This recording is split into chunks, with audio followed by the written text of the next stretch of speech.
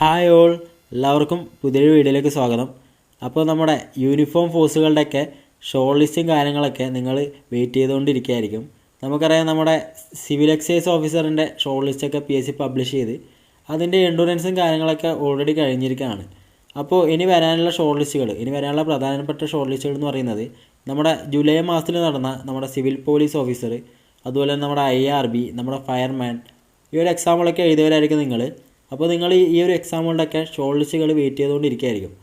അപ്പോൾ നമ്മളിന്ന് ഈ വീഡിയോയിലൂടെ നോക്കുന്നത് ഈ ഒരു ഫോഴ്സ് എക്സാമുകളിൽ തന്നെ ഏറ്റവും പ്രധാനപ്പെട്ട ഒരു എക്സാമായ നമ്മുടെ സിവിൽ പോലീസ് ഓഫീസർ. നമുക്കറിയാം, അത്യാവശ്യം കൂടുതൽ പേരെ ഷോർട്ട് ലിസ്റ്റിലേക്ക് ഉൾപ്പെടുത്തുന്ന ഒരു എക്സാമാണ് നമ്മുടെ സിവിൽ പോലീസ് ഓഫീസർ എന്ന് പറയുന്നത്. മറ്റ് ഫോഴ്സ് എക്സാമുകളൊക്കെ വെച്ച് നോക്കുമ്പോൾ അത്യാവശ്യം കോമ്പറ്റീഷൻ കുറഞ്ഞ ഒരു ഫോഴ്സ് എക്സാമാണ് നമ്മുടെ സിവിൽ പോലീസ് ഓഫീസർ. അപ്പോൾ നിങ്ങളെല്ലാവരും അത് എഴുതിയ ഉദ്യോഗാർത്ഥികളായിരിക്കും. അപ്പോൾ നിങ്ങളെല്ലാവരും അതിൻ്റെ ഷോർട്ട് ലിസ്റ്റ് വരാനും അതിൻ്റെ ഫിസിക്കലിനൊക്കെ വെയിറ്റ് ചെയ്തുകൊണ്ടിരിക്കുകയായിരിക്കും. അപ്പോൾ നമ്മളിന്ന് ഈ വീഡിയോയിലൂടെ നോക്കുന്നത് നമ്മുടെ സിവിൽ പോലീസ് ഓഫീസറിൻ്റെ ഷോർട്ട് ലിസ്റ്റുമായി ബന്ധപ്പെട്ട കുറച്ച് കാര്യങ്ങളും, അതുപോലെ നമുക്കറിയാം ഈ ഒരു സിവിൽ പോലീസ് ഓഫീസറിന് ഫിസിക്കൽ എന്ന് പറയുന്നൊരു കാര്യമുണ്ട്. അപ്പോൾ ആ ഫിസിക്കലിനെ കുറിച്ചിട്ടുള്ള ഒരു ഡീറ്റെയിൽഡ് അനാലിസിസുമാണ് നമ്മൾ ഈ വീഡിയോയിലൂടെ നിന്ന് നോക്കുന്നത്.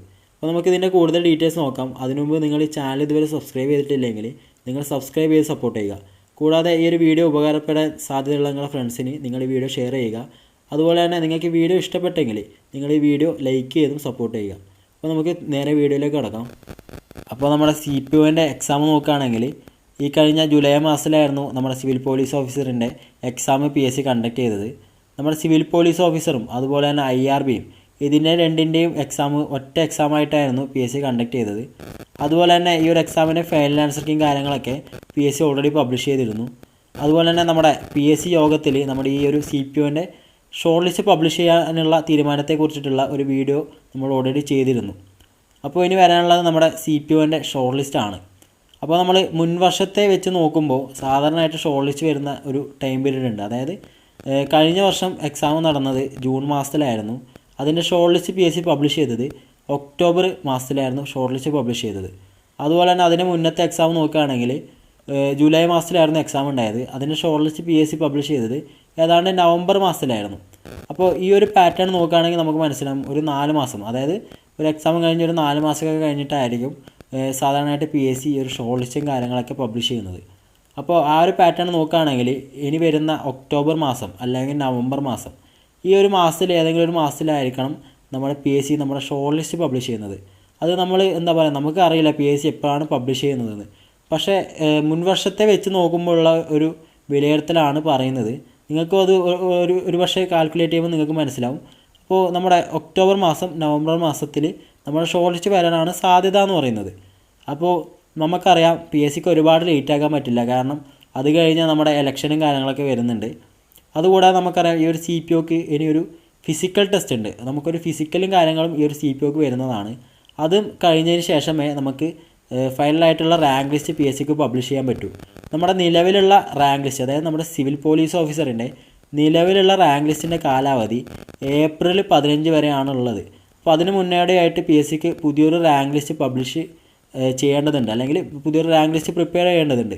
അതുകൊണ്ട് തന്നെ ഫിസിക്കലും കാര്യങ്ങളൊക്കെ ഇതിന് വരുന്നത് കൊണ്ട് തന്നെ ഇനി അടുത്ത മാസം അല്ലെങ്കിൽ അത് കഴിഞ്ഞിട്ടുള്ള നമ്മുടെ ഒക്ടോബർ നവംബർ ഇതിലേതെങ്കിലും ഒരു മാസത്തിൽ നമ്മുടെ ഷോർട്ട് ലിസ്റ്റ് വരുമെന്നാണ് നമ്മൾ പ്രതീക്ഷിക്കുന്നത്. അതുപോലെ തന്നെ ഈ ഒരു എക്സാമിൻ്റെ നിലവാരം നോക്കിക്കഴിഞ്ഞാൽ അത്യാവശ്യം നല്ല ഈസി ആയിട്ടായിരുന്നു നമ്മുടെ ഈ ഒരു എക്സാം PSC കണ്ടക്ട് ചെയ്തത്. അതുകൊണ്ട് തന്നെ ഈ ഒരു എക്സാമിൻ്റെ കട്ട് ഓഫ് കൂടുമെന്ന കാര്യത്തിൽ യാതൊരു സംശയമില്ല. എന്തുകൊണ്ടും കഴിഞ്ഞ വർഷത്തെ പോലെ തന്നെ ആൾക്കാരെ PSC ഇപ്രാവശ്യം എടുക്കുകയാണെങ്കിൽ തീർച്ചയായിട്ടും കട്ട് ഓഫ് കൂടാനാണ് സാധ്യത. അപ്പോൾ ഇത്രയും കാര്യങ്ങളാണ് നമ്മുടെ ഷോർട്ട് ലിസ്റ്റിനെ കുറിച്ചിട്ട് നമുക്ക് പറയാനുള്ളത്. അപ്പോൾ നമ്മുടെ യൂണിഫോം ഫോഴ്സുകളുടെ എക്സാം കഴിഞ്ഞാൽ പിന്നെയുള്ളൊരു ചടങ്ങാണ് നമ്മുടെ ഫിസിക്കൽ ടെസ്റ്റ് എന്ന് പറയുന്നത്. ഇപ്പോൾ നമ്മുടെ CPOൻ്റെ ഫിസിക്കൽ ടെസ്റ്റ് നോക്കിക്കഴിഞ്ഞാൽ ആകെ 8 ഐറ്റമാണ്. അതിൽ 5 ഐറ്റം പാസ്സായാലാണ് നമ്മൾ റാങ്ക് ലിസ്റ്റിൽ ഉൾപ്പെടുക.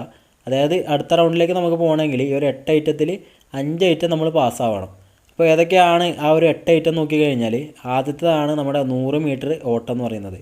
അപ്പോൾ 14 സെക്കൻഡ് കൊണ്ടാണ് നമ്മൾ ഈ ഒരു 100 മീറ്റർ ഓടേണ്ടത്. ഈ ഒരു ഐറ്റം നോക്കുകയാണെങ്കിൽ നമുക്ക് ആകെ ഒറ്റ ട്രൈ മാത്രമേ ഉണ്ടാവുള്ളൂ. ബാക്കി ഐറ്റം പോലെ 3 ട്രൈ ഒന്നും നമുക്ക് ഉണ്ടാവില്ല. ആകെ ഒറ്റ ട്രൈ മാത്രമാണ് നമുക്ക് ഉണ്ടാവുക. അപ്പോൾ ഈ ഒരു 100 മീറ്റർ 14 സെക്കൻഡ് കൊണ്ടാണ് നമ്മൾ ഓടിയെത്തേണ്ടത്. അത്യാവശ്യം നല്ല രീതിയിൽ കുറച്ച് സ്പീഡൊക്കെ ആയിട്ട് ഓടുന്നവർക്ക് എത്തിച്ചേരാൻ പറ്റുന്ന ഒരു ഐറ്റം തന്നെയാണ് ഈ ഒരു 100 മീറ്റർ എന്ന് പറയുന്നത്. അടുത്ത ഐറ്റം, രണ്ടാമത്തെ ഐറ്റം എന്ന് പറയുന്നത് നമ്മുടെ ഹൈ ജമ്പാണ്. 132.20 സെൻറ്റിമീറ്ററാണ് നമ്മുടെ ഈ ഒരു ഹൈ ജമ്പ്. ആ ഒരു ഉയരത്തിലാണ് നമ്മൾ ഹൈ ജമ്പ് ചാടേണ്ടത്. അപ്പോൾ നമുക്ക് ഏത് രീതിയിൽ വേണമെങ്കിലും ചാടാം. നമുക്ക് സീസർ ആണെങ്കിൽ അങ്ങനെ ചാടാം, ബെല്ലി ആണെങ്കിൽ അങ്ങനെ ചാടാം, അല്ലെങ്കിൽ മറ്റേതെങ്കിലും രീതിയിലാണ് നമുക്ക് അങ്ങനെയും ചാടാവുന്നതാണ്. പക്ഷേ രണ്ട് കാലിൽ ഒന്നിച്ച് ചാടുന്ന ആ ഒരു രീതിയിൽ ചാടിക്കഴിഞ്ഞാൽ സാധാരണയായിട്ട് ഫൗൾ വിളിക്കാറുണ്ട്. അപ്പോൾ ഈ ഒരു ഐറ്റത്തിനും ഹൈ ജമ്പിനും ആകെ 3 ട്രൈ ആയിരിക്കും നമുക്ക് ഉണ്ടാവുക. അപ്പോൾ ഇത് അത്യാവശ്യം എല്ലാവരും പാസ്സാവില്ല, എന്നാലും അത്യാവശ്യം പ്രാക്ടീസ് ചെയ്യുന്നവരൊക്കെ പാസ്സാവുന്ന ഒരു ഐറ്റമാണ് നമ്മുടെ ഹൈ ജമ്പ് എന്ന് പറയുന്നത്. അടുത്തൊരു ജമ്പ് ഐറ്റം നമ്മുടെ ലോങ് ജമ്പാണ്. നമ്മുടെ മൂന്നാമത്തെ ഐറ്റമായിട്ട് വരുന്നത് ലോങ് ജമ്പാണ്. അപ്പോൾ ഈ ഒരു ലോങ് ജമ്പ് ആകെ 3 ട്രൈ ആയിരിക്കും ഉണ്ടാവുക. 457.20 സെൻറ്റിമീറ്ററാണ് നമ്മൾ ഈ ലോങ് ജമ്പ് ചാടേണ്ടത്. അപ്പോൾ ഇത് അത്യാവശ്യം എന്താ പറയുക, പ്രാക്ടീസ് ചെയ്യുന്നവർക്ക് എത്തിയെടുക്കാൻ പറ്റുന്ന റേറ്റാണ് നമ്മുടെ ലോങ് ജമ്പ് എന്ന് പറയുന്നത്. അപ്പോൾ നമ്മുടെ 100 മീറ്റർ ആയാലും ലോങ് ജമ്പ് ആയാലും എൻ്റെ ഒരു അനുഭവം നിങ്ങളോട് ഷെയർ ചെയ്യാം. അതായത് ഞാൻ ആദ്യം ഷൂസൊക്കെ വെച്ചായിരുന്നു ഈ ഒരു ഐറ്റമൊക്കെ ചെയ്തിരുന്നത്. പിന്നീട് സ്പൈക്കിലേക്ക് മാറിയപ്പോൾ എനിക്ക് നല്ല രീതിയിൽ ഇമ്പ്രൂവ്മെൻറ്റ് എനിക്ക് തോന്നി. ഞാനിപ്പോൾ ഇതുവരെയായിട്ട് ആകെ 3 PSCയുടെ 3 ഫിസിക്കൽ ടെസ്റ്റിന് അറ്റൻഡ് ചെയ്ത ഒരാളാണ്. അതിൽ 3ലും എനിക്ക് പാസ്സാവാൻ പറ്റിയിട്ടുണ്ട്. അപ്പോൾ എനിക്ക് എൻ്റെ പെർഫോമൻസ് ഇമ്പ്രൂവ് ചെയ്ത ഒരു കാര്യമാണ് നമ്മുടെ ആക്സസറീസ് എന്ന് പറയുന്നത്. അപ്പോൾ ഒരു സ്പൈക്കിലേക്ക് മാറിയപ്പോൾ എനിക്ക് നല്ല ഇമ്പ്രൂവ്മെൻറ്റ് തോന്നിയിട്ടുണ്ട്. അപ്പോൾ നിങ്ങൾക്ക് പറ്റുമെങ്കിൽ നിങ്ങൾ സ്പൈക്ക് വെച്ച് ജസ്റ്റ് ഒന്ന് നോക്കുക. ഇതുവരെ സ്പൈക്ക് ഉപയോഗിക്കാത്തവരാണെങ്കിൽ നിങ്ങൾ ജസ്റ്റ് ഒന്ന് യൂസ് ചെയ്ത് നോക്കുക. അപ്പോൾ ഇതാണ് നമ്മുടെ ലോങ് ജമ്പ് എന്ന് പറയുന്നത്. ഇതിന് 3 ട്രൈ നമുക്ക് ഉണ്ടാകുന്നതായിരിക്കും. അടുത്തത് നമ്മുടെ ഷോർട്ട് പുട്ട്. അത്യാവശ്യം എല്ലാ ആൾക്കാരും പാസ്സാവുന്ന ഒരു ഐറ്റമാണ് ഷോർട്ട് പുട്ട് എന്ന് പറയുന്നത്. 7 കിലോളം വരുന്ന ഒരു ഷോട്ടാണ് നമുക്ക് എറിയേണ്ടത്. 609.60 സെൻറ്റിമീറ്ററാണ്. ഏകദേശം പറഞ്ഞു കഴിഞ്ഞാൽ 6.1 മീറ്ററാണ് നമുക്കൊരു ഷോർട്ട് പുട്ട് എറിയേണ്ടത്. അപ്പോൾ ഇത് അത്യാവശ്യം ആൾക്കാരൊക്കെ പാസ്സാവുന്ന ഒരു ഐറ്റമാണ്. വളരെ കുറച്ച് ആൾക്കാർ മാത്രമേ ഇത് ഫെയിൽ ആവാറുള്ളൂ. അതാണ് 4ാമത്തെ ഐറ്റമായിട്ട് വരുന്നത്. അടുത്തത് നമ്മുടെ ക്രിക്കറ്റ് ബോൾ ത്രോ ആണ്. അപ്പോൾ ഈ ഒരു ഐറ്റം പറയുകയാണെങ്കിൽ സാധാരണയായിട്ട് ക്രിക്കറ്റൊക്കെ കളിക്കുന്ന അത്യാവശ്യം എറിയുന്നവരൊക്കെ പാസ്സാവുന്ന ഈസി ആയിട്ടുള്ള ഒരു ഐറ്റമാണ്. പക്ഷേ ഇത് കിട്ടാത്ത ഒരാളെ സംബന്ധിച്ച് നോക്കുമ്പോൾ ഇത് ഒരിക്കലും ഒരു ഈസി അല്ല. ഏറ്റവും ഡിഫിക്കൽട്ടായിട്ടുള്ള ഒരു ഐറ്റം ആയിരിക്കും നമ്മുടെ ക്രിക്കറ്റ് ബോൾ ത്രോ എന്ന് പറയുന്നത്. അപ്പോൾ ഇത് സാധാരണ എറിഞ്ഞ് പരിചയമുള്ളവർക്കൊക്കെ ഈസി ആയിട്ട് പാസ്സാകാൻ പറ്റുന്നതും തീരെ അതിൽ എക്സ്പീരിയൻസ് ഇല്ലാത്തവർക്ക് വളരെയധികം ഡിഫിക്കൽട്ടായിട്ടുള്ള ഒരു ഐറ്റമാണ് ക്രിക്കറ്റ് ബോൾ ത്രോ എന്ന് പറയുന്നത്. സാധാരണയായിട്ട് ഒരുപാട് പേര് സ്കിപ്പ് അടിച്ച് കാണാറുള്ള ഒരു ഐറ്റം കൂടിയാണ്. അപ്പോൾ നിങ്ങൾക്ക് പറ്റുന്നുണ്ടെങ്കിൽ നിങ്ങൾ ഇത് ഒരിക്കലും ഒഴിവാക്കരുത്. ഇതൊരു പ്ലസ് പോയിൻ്റ് തന്നെ ആയിരിക്കും നിങ്ങൾക്ക് ഈ ഒരു ബോൾ ത്രോ അറിയാമെങ്കിൽ.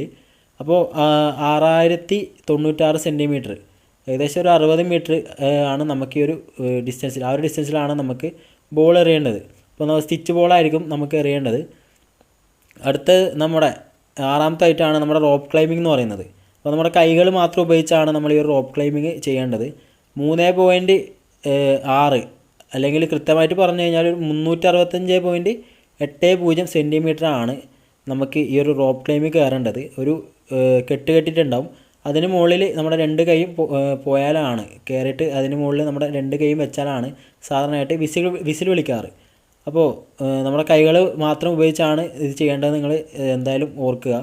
അപ്പോൾ ഇത് അത്യാവശ്യം പ്രാക്ടീസ് ചെയ്ത് വെയിറ്റൊക്കെ കുറച്ച് അത്യാവശ്യം പ്രാക്ടീസ് ചെയ്യുന്നവർക്ക് എത്തിയെടുക്കാൻ പറ്റുന്ന ഒരു ഐറ്റം തന്നെയാണ് നമ്മുടെ റോപ്പ് ക്ലൈമ്പിംഗ് എന്ന് പറയുന്നത്. അടുത്തൊരു പ്രധാനപ്പെട്ട ഐറ്റമാണ് നമ്മുടെ പുള്ളപ്പ് ഓർ ചിന്നിങ് എന്ന് പറയുന്നത്. അപ്പോൾ നമുക്ക് പുള്ളപ്പായിട്ടും എടുക്കാം അല്ലെങ്കിൽ ചിന്നിങ് ആയിട്ടും എടുക്കാം. അപ്പോൾ 8 തവണയാണ് നമ്മൾ എടുക്കേണ്ടത്. സാധാരണയായിട്ട് നമ്മുടെ കൈകൾ പൂർണ്ണമായിട്ടും താന്ന് പിന്നെ അടുത്ത റിപ്പീറ്റേഷൻ ചെയ്ത് അങ്ങനെയാണ് നമ്മൾ എടുക്കേണ്ടത്. നമ്മുടെ കൈകളൊക്കെ മടക്കിയിട്ടൊക്കെയാണ് ചെയ്യുന്നതെങ്കിൽ അവർ ചിലപ്പോൾ അത് കൗണ്ട് ചെയ്യില്ല. അപ്പോൾ നിങ്ങൾ അങ്ങനെ തന്നെ ചെയ്ത് പഠിക്കുക, പ്രൊഫഷണലായിട്ട് തന്നെ നിങ്ങൾ ചെയ്ത് പഠിക്കുക.